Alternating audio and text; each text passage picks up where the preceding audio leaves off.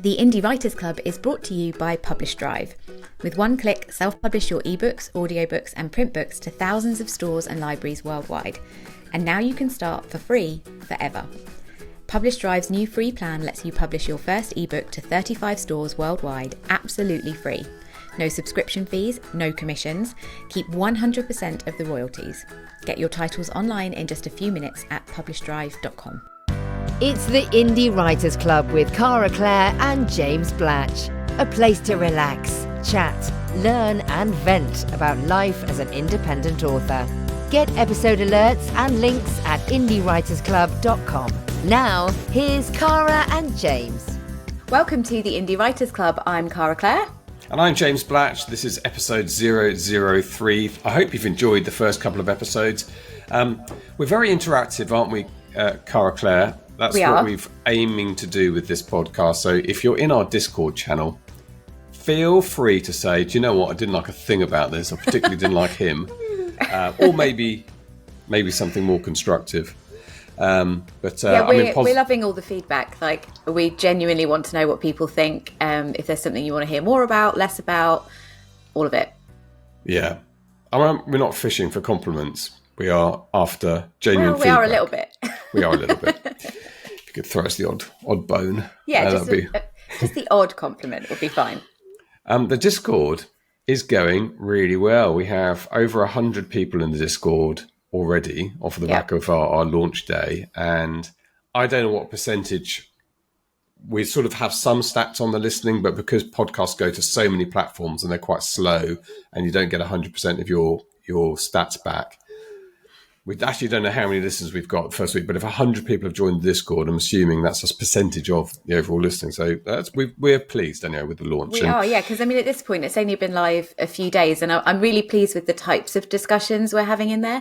Like, people already kind of dropping in, asking for advice on things, and other people are getting involved, and it's brilliant.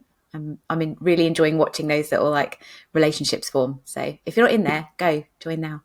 Yeah, and you can lurk if you like. You don't have to say anything. No, it could just be somewhere to pick up. When people ask and answer questions, that could be useful to you as well. But ultimately, we want there to be a friendly place for authors to hang out, help get you through the day, get you through a few words. And on that note, we have a word count club, something to keep people accountable. So we've asking for people to post on a Tuesday two things, basically, what their word count was for the previous 7 days and what their target is for the next 7 days. So we're starting off today with targets for the next 7 days. And we've got a few people who have bravely said what they're attempting to do. Quite a few people have dropped in. So Sarah says her goal for the week is about 2,600 per day, which, is... she said, this book has been on the shelf for over a year and I need to finish it. So, that sounds like we're going to get that book finished, because I think in fact she hasn't been writing for a while and is going to do 2,600. Sarah, you're on for this. Yeah. We're going to check in a week. Yeah. You've got to do this. Rachel Morton said she uses For the Words for sprinting, but would quite like a sprinting channel so that we can hop in there and actually sprint together so that we can hit our word count goals, which I thought was quite a good idea. And she did share her goal as well, but we've actually got so many now that I'm struggling to see everybody. Story Pilot says if they get 1,500 words in, they're going to be happy because they're still in planning mode. And that's one thing, actually. It's not just word counts that people are sharing. They are also sharing that they're editing, or that they just, I think this morning, actually, somebody posted that she's juggling a full-time job, a 1-year-old and a 3-year-old. It was Rosie. And she's going to be happy if she can just open her laptop and do 10 minutes a day on her novel. And that's editing. So it doesn't have to just be a word count goal. It can be just an accountability goal. Yeah. AS Camps, looking for 2,000 words. Yeah. Would be happy if I started my first chapter. Still in the process of plotting and outlining. Well, we're going to talk about plotting and pantsing today. We are. Golden Gem is setting a goal of 2,500 words for the week, hoping to build up to more, but starting low this week. And I think our friend AP Beswick had a pretty mega goal He wrote 5,000 words yesterday, so he's already on his way. What was he saying? It was something silly, like 20,000, 30,000. 5,032 added today. I mean, he is crazy. By the way, Adam did mention something about a sprinting app inside Discord, which I forgot to send to you, but we'll look at that today. He did, yeah. Mason said he needs 20,000 words across 2 projects. Stacey wants 15,000. And Sassy Cassie wants 5,000 new words and to finish 20k worth of edits. So what about you, James Blatch? What's your goal? Well, I think I'm going to go for 2,500 words as well. Same as Golden Gem. For the week? For the week. Okay. Yes. Not a day. I'm not insane. I'm not a romance author. Yes, I need a lot this week. I don't even want to say it because it's actually making me a bit like I need about 50,000. By this time next week. Are you serious? Yeah. Now hang on, is that 50,000 different words or the same word over and over again? Well, they're supposed to be different words, or I'm going to be in trouble. Yeah, I'm behind. The school holidays kind of have just messed with my schedule so much. So yeah, I've got a week now to get the rest of this book finished. Well, let's talk about our projects, what we're working on at the moment, where we are in our writing career, as it's still a new podcast, people getting to know us. So you have done ghostwriting in the past, as well as your own books, and you've done a couple of different genres. What are you working on at the moment? I think maybe you mentioned this last week. Yeah, I think I might have gone into this last week a little bit. So I'm working on a ghostwriting project, which is a post-apocalyptic novel. It's book 7, so I've already written 6 of these for a publisher, and now we're adding another 3 on. So the ghostwriting project is the one that I've got to write the 50k-ish words for. It's very collaborative. But it's a lot more structured. I've got to get those deadlines hit, and then I'm working on the second of my Mafia vampire novels as well. But I can't do 2 projects at the same time. I have to finish the ghostwriting one, get that done, and then I'll move on to the Mafia one. So my brain just doesn't do well with the 2 things going on at the same time. Do your Mafia vampires have like a Transylvanian accent, but they speak in Italian American? No, they're from Cambridge. Who are you looking at? Tell me about it. I thought we discussed that we weren't going to do accents on the show. So many avenues of pleasure closed off. Pretty sure that was in the contract. No, they're very posh vampires. They're from Cambridge. Of course they are. Or the real Cambridge, or Cambridge, Massachusetts. No, the real Cambridge, yeah. All due respect to our friends at BookBub who live in the other Cambridge. No, the real one. Yeah, one of them's a professor at a university and everything. Wow, I love that. Yeah. I mean, it's like our friend Mark Wells, who writes Gothic Cambridge books. Yeah, exactly. And is, one of my favourite author of all time is Douglas Adams, who wrote a wonderful sort of comic private eye investigator who is a dishevelled, disorganised gent, and that's set around Cambridge University, where Douglas Adams went. Yep. So what about you, James? Well, what about me? So I am working on book 4. So my first novel was a painful experience. I just want to say, actually, reminded me when we talk about word counts how important this accountability is, because I mean, maybe for you and for other authors, they can sort of sit there and knock out words. But for me, telling somebody out loud I'm going to be doing this is a major reason for doing it. And I can remember my first book, which, like lots of people, I'd started and stopped books over the years. But I started this book as a NaNoWriMo project in 2010, did the 50,000 words. And that was amazing in itself. And the reason I'm a writer is probably because I did that, I achieved that. But the reason I achieved it is because I started it, like everyone starts in a blaze of enthusiasm. Then after about 4 or 5 days, realised there was absolutely no way I was going to finish this. I mean, you start off with a good idea, then you don't know what you're doing. Then you run out of ideas because you haven't plotted anything, or you don't need, you've read a lot of novels, but you've never really paid attention to how they're structured. So I didn't think I was ever going to get this done. And a friend of mine was working at the BBC at the time, and I posted on social media about doing NaNoWriMo. So she phoned me up and she said, would you like to come on to You and Yours, which is quite a big program on Radio 4, national program here in the UK, to talk about this. And I think this was like the Wednesday, so I was, or third or fourth day. So I said yes. She said it's on Thursday. So no problem at all. I'll see you tomorrow. She said, no, it's next Thursday. You have to come in next Thursday. So I thought, oh, okay. Now that's probably the only reason I got NaNoWriMo finished is because I would have given up that weekend. I can pretty much guarantee I would have, because I found it really difficult. But I thought I can't, in all honesty, turn up to the radio studio on Thursday pretending I'm still doing it, and I wasn't. So I kept going, and that little, getting me over that difficult hump that happens probably at the end of the first week of NaNoWriMo, was magnificent in that the fact that you then realise there's this invisible moment when you get to 25,000 words, when you're closer to the end than the beginning, and it suddenly becomes a little bit easier. It's not easy writing novels, but a little bit easier. So that accountability is word count clubs. Why I'm really keen on it being a feature for this show, and I would say to people, even if they're only in the word count channel, come to the Discord, join that, and post your goals, and then go in and check out how you're doing and how everyone else is doing. Yeah, because I think there's something about like saying your goals out loud as well. It makes it a real thing, and especially when you're just starting, it kind of feels a bit. I remember feeling a little bit embarrassed that I was telling people that I was writing a book, because it felt a little bit silly, sort of like, why did I think that I could write a book? But as soon as you start telling people and you start talking about those goals, then it kind of, I don't know, it reinforces it in your own head. And I think it helps with that kind of manifestation. Maybe we should talk about that one week.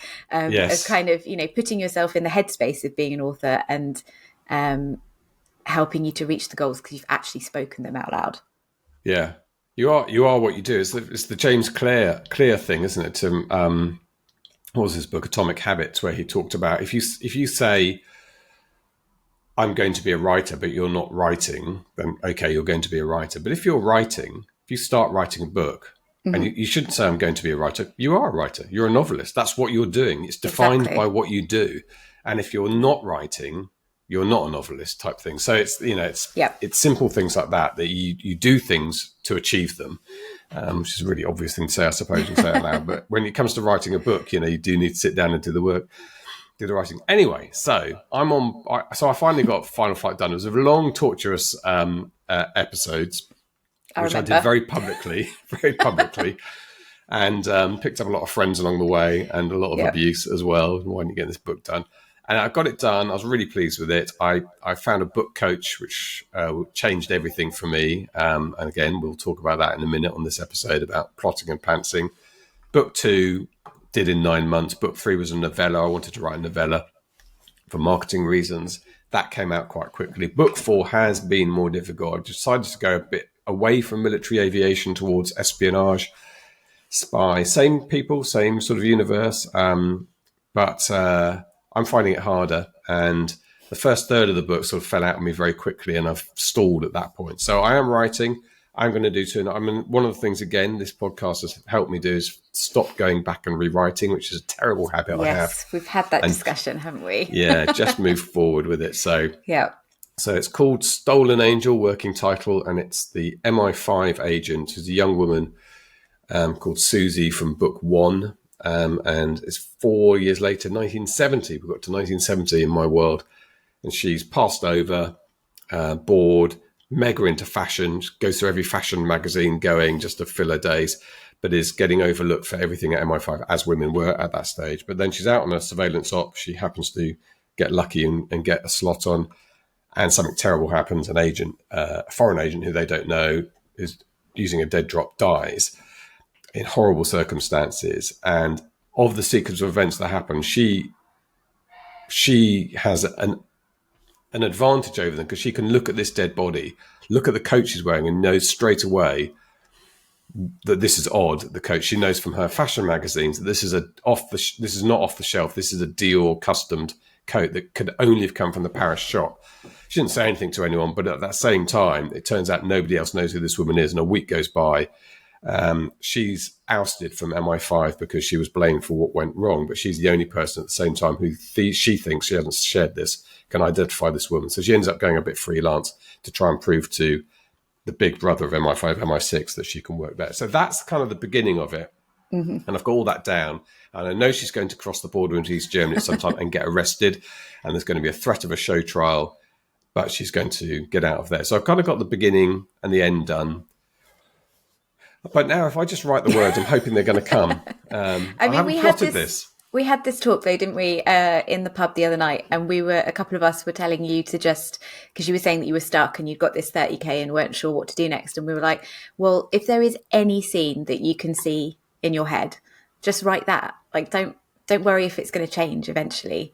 Just write something, and then it's down. Because I think a lot of the time we feel like we have to write chronologically because we're worried that the plot might evolve or change, which will probably bring us on to our discussion about plotting in a minute, won't it? But yeah, just write something, and then you're going to get over that hump. Yeah. So I wonder if people listening do that, write out of sequence. I don't know how many people do that, but it's a really good thing to do if you've got a good scene. I mean, films are shot out of sequence, aren't they? Famously, for technical reasons, but you don't have to write things sequentially. And films probably change over time, or they go back and do reshoots, we go back and do rewrites, and so on. So yes, absolutely. Although I quite like. I mean, I am writing the scenes. I'm still in that first stage because I know what happens in Paris. I know what happens immediately after. I probably know more than I think. It sounds like you know quite a lot. I think you've got in your own head about it, and because you've not been in the routine of writing regularly, maybe it's not helping. Yeah. Also crazy busy, which is always my excuse, but trying to change that as well at the moment. Good. Okay. Well, look, that's where you and I are, and we will be public about our commitment to this. So 2,500 words this week. I'm actually going on holiday tomorrow, so there's no excuse not to wake up in the morning and do, 500 words a day, isn't it? It's not even that to get my word count done. Yep. And but I'll be interested to see where this book goes, which sort of brings me on to: are you a plotter or are you a pantser? Yeah. I mean, we should just say not everyone knows that expression, and that's people true, do say discovery writer rather than pantser. But do you want to explain the difference to start off with? I mean, so traditionally, plotters have an outline, and people's version of an outline changes. Some people do it very detailed. Some people have an Excel spreadsheet. Some people just write, skeleton notes. And pantser, or a discovery writer, is where you just have no idea. You just kind of sit down and see where the muse takes you. Yeah. And I think I've been both. I've experimented with being both. And I still am not sure which side I fall onto. I think I'm somewhere in the middle. I think I have an outline and then I ignore it. Yeah, well, actually, I suspect most people fall into the middle somehow. I mean, I think first of all, I don't know if anyone is truly a pantser. People say they're pantsers. Marie Forth says she sits down, she writes a book, she has no idea what's going to happen in the book, and she's as excited as a reader is reading it as she's writing it. Lee Child sort of says the same, that he sits down on the 1st of September and writes a new book every year without planning it. But you've got to think the other 11 months a year, he's thinking about what that book's going to be. And so by the time he sits down on the 1st of September, he's probably got the book done. Andrew, I think his brother now, does the writing, who, by the way, I'm interviewing soon for another podcast. I'm a guest on Writers Inc. And Marie, I don't know, does she... I mean... It's quite hard to hold the structure of a novel in your head at any one time, at least in my head. I don't know whether... Yeah, but I think even if it's not the structure, though, you are thinking about those characters a lot. We'll be living with those characters in our heads. Like me personally, I will hear snippets of dialogue. I'll see, because I'm quite a visual person, I'll see the scenes in my head. So... because I write my books very quickly. So I have, when it's my personal projects, I have a 1-page outline, which is just like 1 sentence per chapter of what's going to happen. Most of that gets thrown out the window by the end of the project. And then I sit down to write. But although that book's written quite quickly, like say in about a week or 2 weeks, I've probably been thinking about it for a lot longer. maybe 4, 5, 6 weeks in between projects. So I feel like even if you don't have the structure down, you've got some of the scenes, you've got the world, you've been doing that kind of stuff in your head. I can't imagine sitting down having not thought about any of that. But maybe that's a challenge. Maybe that's like what I should do for NaNoWriMo this year. Yeah. I think there is something to be said. I'm not dismissive of pantsing at all. And No. I haven't really properly plotted this book, which is why I'm sort of struggling a bit with it. Because I discovered during the process of doing the final flight, my first book, that I am definitely a plotter. And I like writing into scenes that I know, what they're doing, where they're going. But having said that, I think there is a lot of benefit for writing into. So, for instance, in my current work, if I do now just write forwards, regardless of the fact I'm hazy and unclear about the story, I know there's the long dark night of the soul. We'll talk about some of the sort of, the beats that you're supposed to hit and structure that people bring to this. But you have this moment where basically you back your main character into a corner where they've got apparently nowhere to go, and it's a really desperate time for them. Now I know where that is in this book, and I can write into that. And I think the process of writing that, of piling all that on, of everything going wrong for her, looking at the end of it, I think that will inspire the next part for me. Yeah. So I think being in that position in the writing sense will make me think, God, that would be, I'll be on a dog walk, and I think that would be such a good way out of this. At least I'm hoping that's going to happen to me. But I think that is that's the beauty of discovery writing, the power of discovery writing, of pantsing, if you like. It's a dynamic kind of feel that the story does have this aliveness to it, which I suppose is a danger. If you overplot stuff, it doesn't have those extra amazing bits, because you can't think about them until literally your main character has nowhere to go.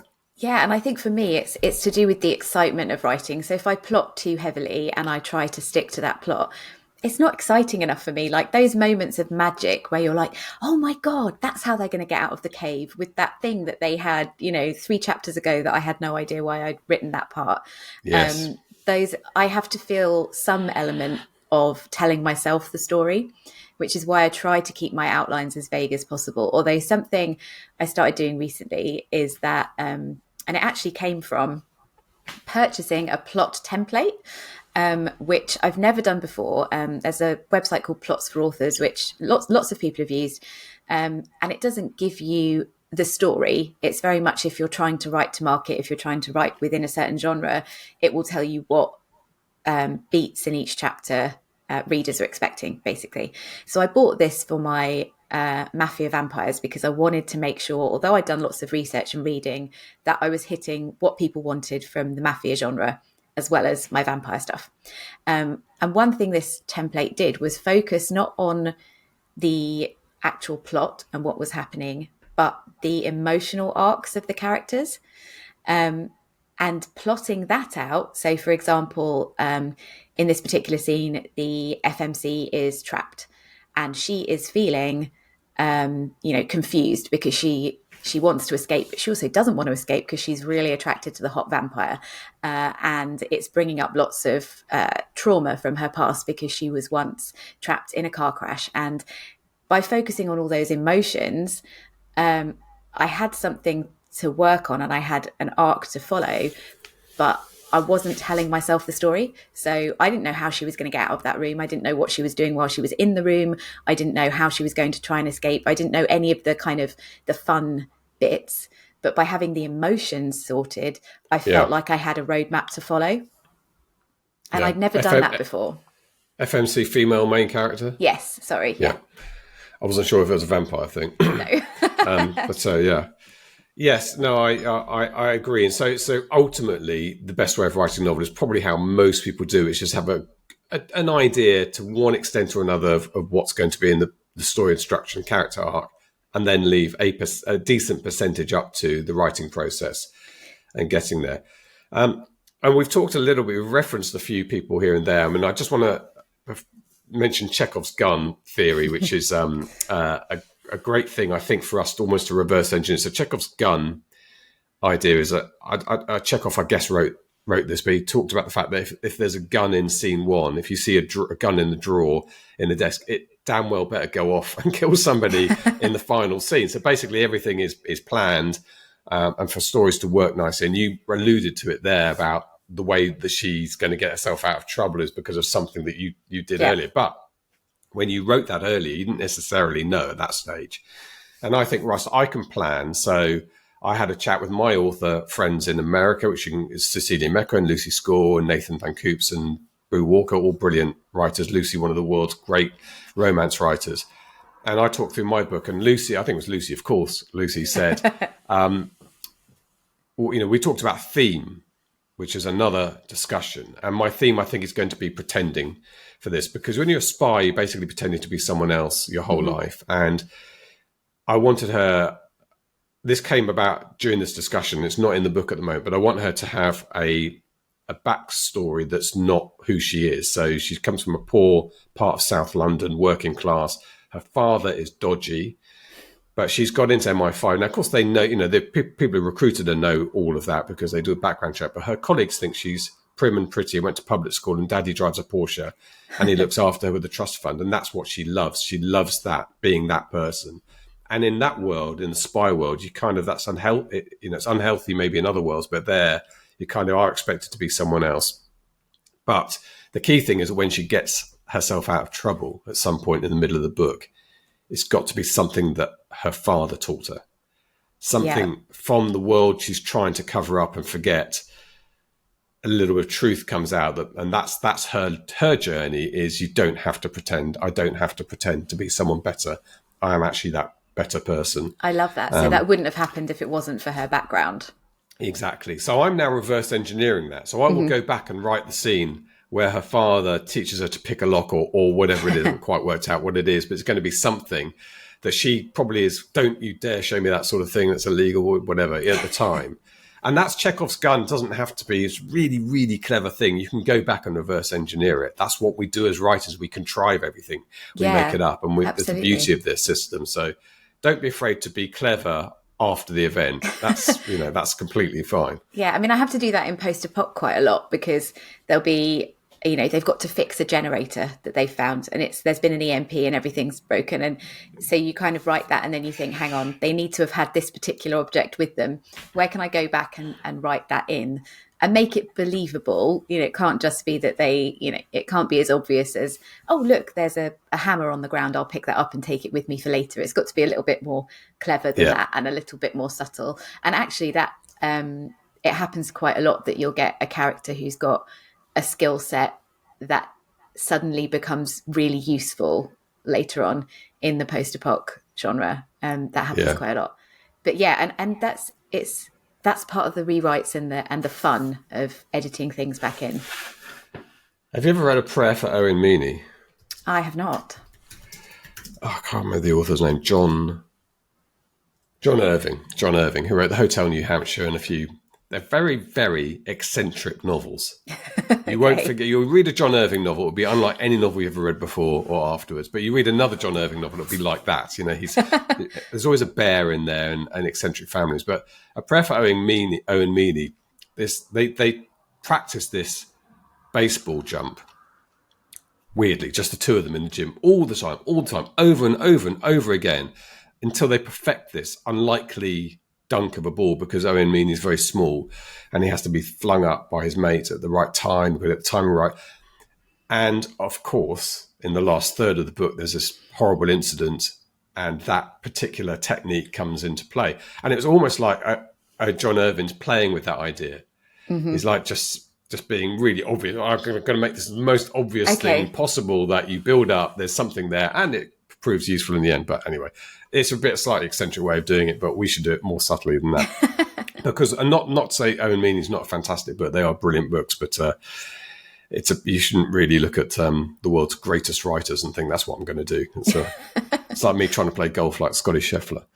I can't do golf chat. I can't. I'm just going to keep pressing on with golf chat until you eventually do give in. By the way, I love your acronyms. I love the fact you did FMC, which I could work out to feel my own character. Mm-hmm. Then you threw an EMP, like everyone knows what an electromagnetic pulse is. Electromagnetic pulse. Yeah, I'm into that. I like that technical stuff. A big pulse of energy that shuts down all the electrics everywhere. Yeah. I wonder how many people know what EMP is. Maybe it's much more widely. It was in More Ocean's now. 11 they used it, didn't they? Yeah, more now. Another 1,000 people now. So we talk about some of the plot points and the big books that people read about this. I mean, actually, I liked Sean Coyne's Story Grid, which I was one of the first kind of writing structure books that I've ever read. And I really like that because it's suddenly, when you're flailing about as a first-time author, that suddenly you're reading this book and it's amazing. It's got all this structure. Well, this is what happens next, and it really helps you plot. But the big one I suppose people like is Blake Snyder's Save the Cat, which was written for screenplays. And then there was a Save the Cat writes a novel written by Jessica Brody afterwards. And Save the Cat has, I think, become a simplified version of everybody's idea of a story. And it's probably essential reading, I think, at some point. I mean, some people hate this idea, don't they? They do, but structure. But I think especially when you're starting, like with your first novel, I've been trying, because some of the things we're talking about, I haven't thought about for a long time, because that first novel feels, a long way away now. But I can't imagine having done that without some kind of structure. And I think for definitely my first 3 novels, I very much had to plan out and I worked to the Save the Cat structure. And now it would be interesting actually to look at the books that I write now and see if I'm still just instinctively following the same pattern, because I don't think about my beats anymore, apart from probably The Dark Night of the Soul. That's probably the main one that I think about. But it becomes instinct once you've done it enough times. But definitely anybody starting, like Save the Cat, 100%. Yeah. And I think you do need to find out what your natural pentameter, is that the right word? Your natural rhythm of story is, because it might be spot on. Again, I think it was Lucy. I mean, Lucy Score is just a phenomenally successful romance writer. She once said to me, I hope she doesn't mind me saying this, she once said to me, can I tell you a secret? I don't know what a 4-act structure means. I don't know what 3-act structure means. I don't know what that means. And I'm thinking, well, you sold a gazillion books, which people absolutely adore. But she reads a lot, Lucy, and I think that's another key thing here, isn't it? And I think so it might be instinctive in you, this kind of moments, these beats that we have to, that's those of us who are perhaps a little bit more scientific in our brains, perhaps have to plot out, but it's not necessarily, definitely not the solution for everybody, this. And I do understand when some people say, I don't want to read a structured book because I don't want it to mess with my idea of what a good book is, because it seems to be working for me. Yeah, and I think you're right. If you've read widely, if you watch a lot of movies, if you are a storyteller, you do have an instinct for it. You don't necessarily need to know that such and such should happen at 10%. That's very prescriptive. And I think a lot of us have that instinct, but maybe just want the comfort of feeling like we're doing it right because somebody has said to us, like, yes, this is where these things should happen. Yeah. Watching films is a good thing to do because it's done in an hour and a half. And in that 1 hour and a half, or 2 hours, if you're watching carefully, you can see all the things that we're talking about here. And film scripts do get plotted out and to beats. And there's very, very few film scripts somebody's just written off the cuff and only they've written it. They're written they start with 1 or 2 people and then edited and reworked by teams. And so they hit these beats. So they do, and they know what they're doing, right? Millions of dollars goes into these films. So that's kind of a lesson for us, is that this is not just an idle thing for people who can't write stories. It's a proper part of producing good stories. So I watched Gladiator the other night just because the new film's coming out, which I think, as you said, in the pub on Friday, slightly dubious about why they need to do a sequel. But Gladiator is one of those films. I pick out only a few films you could watch and think you can't add a sentence to it or take a sentence away from it to improve it. It is a perfect story that does everything, including that long dark night of the soul is there in the middle where everything goes wrong, and a fantastic finish to it. And the other film I recommend to people for character arcs is Up in the Air, which is the George Clooney, Anna Kendrick film. I haven't seen that. Yeah, it didn't do massively well in cinema, but it's a really brilliant character story because they got two MCs, an FMC and an MMC, and they start in such polar opposite places. I mean, really clashing heads and stuff, and then go on this journey.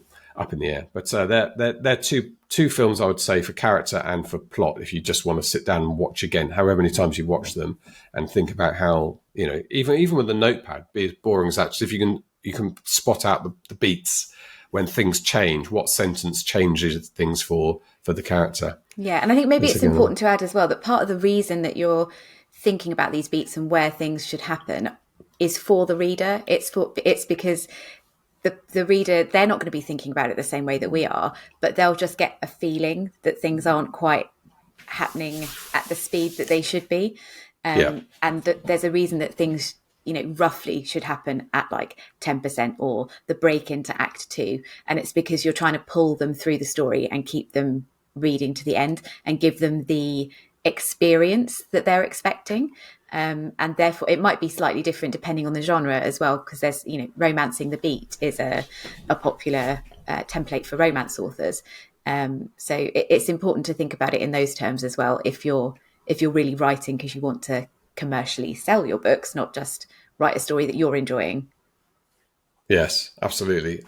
People should pop into the general chat and recommend their films and books to read to learn more about story and structure. I'd be keen to add some to my list.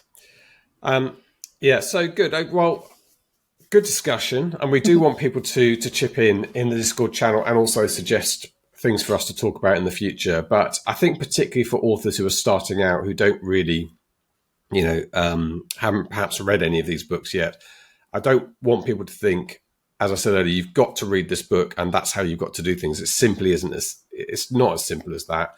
And what you don't want to do is, if you are that Marie Force, Lucy Score, Lee Child person who has almost a fully formed book in their head or naturally flows out of them, don't mess with that, because that's a bit of gold. Yeah, and it takes some time to figure out what you do kind of naturally lean towards. Like, I know that I prefer a 4-act structure to a 3-act structure now. Things like that. It's not something that you're necessarily going to figure out with your first book. So give yourself some time to play around with it. Yeah. Now, this is the first episode we've recorded since we've launched. Which is fun. So we're going live now. We actually, spoiler alert, we had actually recorded this episode. We decided to re-record it. And I want to welcome to our little family, Indie Writers Club, our sponsor, which is Publish Drive. Yes. So Publish Drive are an aggregator, a bit like Drafter Digital, and there's a couple of others where you can upload your book once and it gets sent around to all the stores, makes things easy. And I like the company a lot, and I spent some time in Budapest earlier this year with them. They're a really hardworking team, constantly innovating. They're very into new technology, and there's some exciting stuff coming down the line from them. But one thing that we were very supportive of is they've come up with a free plan, free forever. So for authors starting out, you can have your book distributed and you get 100% of the royalties through forever. So if you're somebody who writes one incredible book, like J.D. Salinger or someone like that, who write this one incredible book, never really follow it up, perfect for you, and bad for the company, because they have to pass all that money to you. This is something that we'll probably talk about in another episode, because we've had some people sort of say, how much should you be expecting to spend when you're first starting out? And I just think that having that ability to have that first book completely free is invaluable, because when you are starting, it's such a big thing. There are so many things that you have to try and shell out for, and taking that pressure off, at least, I just think it's fantastic. Yeah, we'll talk about startup costs. That will definitely be an episode. We're going to talk about TikTok. We've got a lot of stuff planned out. We'll talk about AI writing spice. Writing spice, we are going to do an episode, how to write a sex scene. I obviously can tell you exactly how to write. I'm just going to sit back and let James take the lead on that one. You're going to sit back and I'm going to show you where it goes. I'm going to take notes. That episode is going to be so full of innuendo. It's going to be comedy gold. Yeah, I'm blushing already. We'll do that one. We'll do that one soon. I think I'm going to dig out the one sex scene I wrote, which was in an early draft of the final fight. Never made the final cut, of course. I feel like we should do that one with a pint. I think we might need a drink while we do that. Yeah, we have talked about doing one drunk. We'll do an episode with it. Sign up for episode alerts at indiewritersclub.com. Come and chat with us at our exclusive Discord server at indiewritersclub.com/discord. Or join our Facebook group at indiewritersclub.com/Facebook. And you can support the podcast at indiewritersclub.com/support. And don't forget to share your weekly word counts, because no matter what you've achieved this week, we're here to cheer you on. Thank you for being part of the Indie Writers Club. The Indie Writers Club was brought to you by Publish Drive. With one click, self-publish your ebooks, audiobooks and print books to thousands of stores and libraries worldwide. And now you can start for free forever. Publish Drive's new free plan lets you publish your first ebook absolutely free. No subscription fees, no commissions, keep 100% of the royalties. Get your titles online in just a few minutes at publishdrive.com.